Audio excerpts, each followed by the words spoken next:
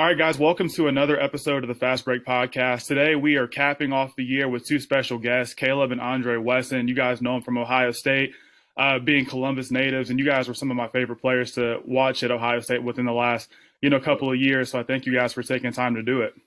No, I appreciate you for having Yeah, us for sure. yeah, definitely. And I kind of want to start, and I'll just ask you guys individually. Kaleb, I'll start with you, kind of what you're doing now, where your playing career is going, and just everything you're kind of involved in. Oh, I've been overseas for the last 2 years, actually. I just left the Philippines. I was there from September. I just got back probably December 15th, I believe, Mhm. just for the holidays. And then, I'm going straight over to Puerto Rico in March. Okay. And Andre, what about you? What are you getting into? Yeah, I was in Finland last year, and I was in Cyprus earlier this year, and I'll be heading to Sweden here soon. So traveling all over the place. Yeah, no, that's pretty cool. You guys get to do that. Um, I'll ask you guys another kind of individual question, and Kaleb, I'll go back to you for a second. What was your most memorable game that you guys played in together when you were at Ohio State? Um, Most memorable game, I'd say Andre's senior night when we played Mhm. Illinois. Okay. Andre, what about you? What was your most memorable game? Uh, Probably when we beat Michigan State my junior year, beat Mhm. them number one, and everybody storming the court and everything. And that was it was crazy to be part of, and it was real fun for sure. Yeah, and my memory's a little blurry here. Just when the transition from Thad Matta to Chris Holtman happened, I'm not really sure exactly, but I know you guys were, in the midst of all that. And when you look at, kind of the landscape of college basketball now, guys are transferring schools a lot and everything, but you guys stuck with it, and you guys were actually a key part of kind of what Chris Holtman's built, over the last several years in Ohio State. So, kind of talk about that transition of what it was like, sticking with it and getting acclimated to a new system.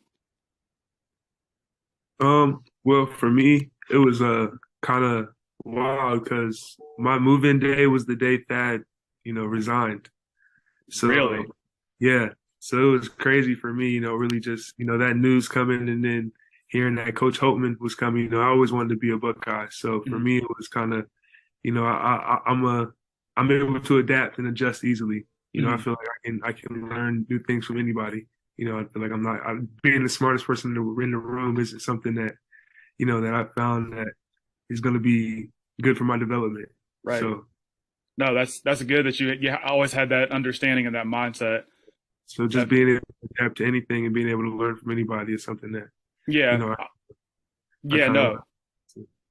For sure. Yeah. Andre, what about you? How did you kind of deal with it? yeah, it was cool. I mean, Mhm. him when he got to Ohio State, I was dealing with a heart issue, so I didn't have an off season. Mhm. So really coming in that his first year, me not having an off season, I really didn't play that much to start the year, and it was kind of rough for me at first. Mhm. But just communicating with the coaching staff, realizing what they were trying to do, talking to people at home, I realized that I mean I can stick it out and that Mhm. it can really be something. So after that happened, I started playing more towards the end of the year, and I mean, Mhm. uh, our relationship just was great, and I was really happy that he was there.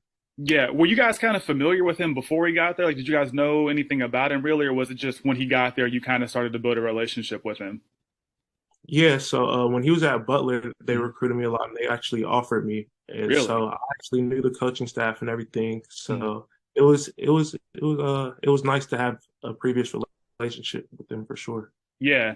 And when you are, looking at Ohio State's team now, I know they have a couple of transfers, and it seems like a lot of people are, wanting to come play in Columbus because the program, I mean, like I said, I think you guys were kind of a part of, putting them back on the map. And you look at Tanner Holden, he's somebody I'm familiar with because I actually live close to Dayton, so I'm familiar with Wright State. So it's just like, how do you feel about them, getting these top, recruits from all over the country when they come to Columbus? Oh, I love it. Hmm. Bringing that kind of culture back to Columbus. Hmm. Where guys are going back to the tournament every year, and you're seeing us compete in big games. Yeah, Andre, what about you? Yeah, it's great. I mean, Hmm. just for them to really be getting it rolling with all the new faces, just to be Hmm. winning some big games I mean, they're going through a gauntlet right now. So just Yeah. for them to be in these games and they're definitely going. I think they're going to surprise some people come Big Ten play. So I'm excited to see what they're going to do. Yeah, honestly, I'll be real with you guys. I just love seeing the Big Ten in general kind of, do well because I think when you look at college football, there's always kind of a discussion with Big Ten versus SEC. But I think in college basketball, I think the Big Ten is, I feel like they have the most depth. Did it feel like that when you guys played? And do you feel like that now?